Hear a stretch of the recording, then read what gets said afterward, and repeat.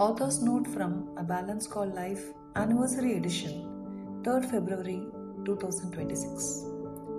This book began as an effort to give my ongoing writing a more enduring structure. Not a publishing plan, not a brand strategy, not a bid for scale or visibility. It began as the need to articulate one organizing truth about how human beings actually stay sane, functional, and internally coherent inside a demanding life. What began as a natural next step in my writing became the seed for something much larger. A Balance Called Life carries in compressed form the way I think, work, observe, and build psychological understanding. In the 3 years since its publication, that seed has grown into 8 books and a much wider body of work. My thinking has never belonged to a single discipline. Engineering trained my mind to respect structure, constraints, feedback loops, and unintended consequences. Psychology trained my attention toward emotion, adaptation, attachment, defense, and nervous system intelligence. Philosophy trained my capacity to sit with ambiguity, question assumptions, and examine meaning without rushing toward premature conclusions. Through practice, observation, and clinical exposure, these streams converged into one coherent way of understanding how human beings actually function under pressure. Balance in that sense was never about moderation or compromise. It was about coherence, about how systems remain stable without becoming rigid, about how complexity can be held without collapse, about how intelligence expresses itself through calibration rather than control. This way of thinking naturally found its way into my writing long before it became a book. Articles, reflections, and conversations gradually revealed a consistent spine beneath diverse topics. A Balance Called Life simply gave that spine a durable form.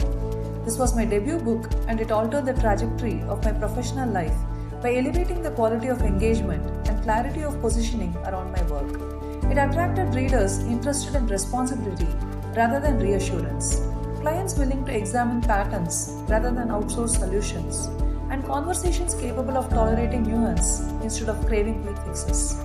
The work itself became more serious, more precise, and more psychologically honest.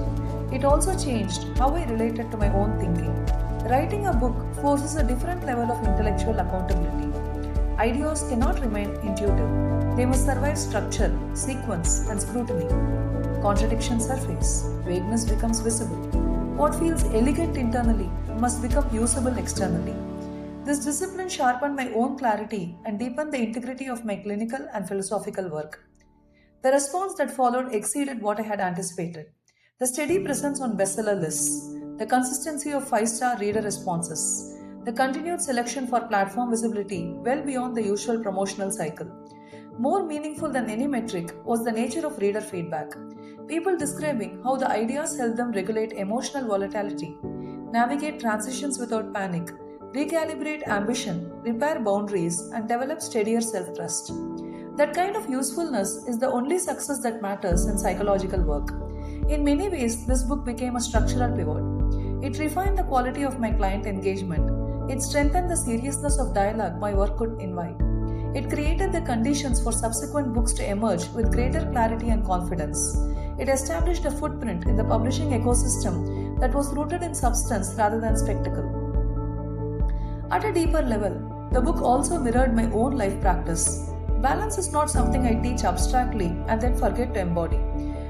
It shows up in how I regulate workload without romanticizing burnout, in how I hold ambition without allowing it to erode health or relationships, in how I remain intellectually rigorous without losing humility, in how I respect emotional reality without surrendering agency.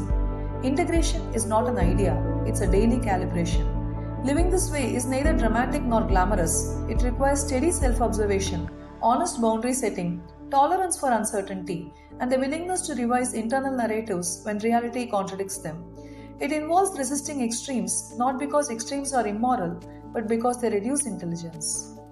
Life rarely asks us to choose between right and wrong. It will ask us to balance competing goods under imperfect conditions. This anniversary edition does not exist because the original needed correction. It exists because living work requires recalibration. Over the past 3 years, my clinical exposure has deepened. My understanding of nervous system regulation, relational dynamics, trauma patterns, performance pressure, identity formation, and adaptive resilience has sharpened. My own life has added new textures of responsibility, perspective, and constraint.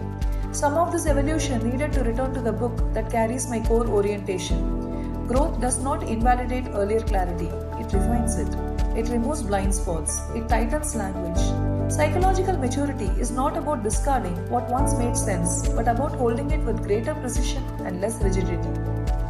This revised edition reflects that maturation. Certain sections have been sharpened for clarity. Some examples have been updated to reflect contemporary stress landscapes. Language has been refined where psychological accuracy mattered. The foundation remains unchanged. Balance as intelligence, not balance as comfort. Participation, not control. Responsibility, not optimization. The aim has never been to promise permanent emotional stability, but to strengthen the capacity to remain coherent inside change. The world itself has also shifted since this book was first published. Attention has fragmented further. Nervous systems operate under chronic stimulation. Identity is increasingly shaped by visibility metrics rather than inner coherence. Decision fatigue, comparison anxiety, and performative productivity have become normalized. Balance today requires not only behavioral discipline but attentional hygiene, emotional literacy, value clarity, and nervous system awareness. These realities needed clear articulation in this edition. Revisiting a debut book is also a psychological integration exercise. Early work carries conviction and urgency. Later work carries discernment and restraint. When these can speak to each other without defensiveness, maturity emerges. This edition is not a repudiation of earlier thinking. It is its refinement. If you are encountering a balance called life for the first time, approach it as a companion rather than a manual. Read slowly. Observe where the ideas intersect with your own patterns. Apply what resonates. Question what doesn't. Psychological intelligence grows through engagement, not compliance. If you are returning to this book after reading the earlier edition, you may notice certain recalibrations rather than dramatic shifts. That is intentional. The seed was sound. What needed refinement was the articulation. I remain grateful to every reader who has allowed this book to enter their thinking, conversations, and daily decisions. A book becomes real only when it becomes useful inside someone else's life. Balance is not an arrival point, it is an ongoing relationship with reality. I am glad this book continues that conversation with you. My name is Janani Srikanth, best-selling author, psychologist, and life coach, and I am so glad A Balance Called Life resonated with you. Thank you.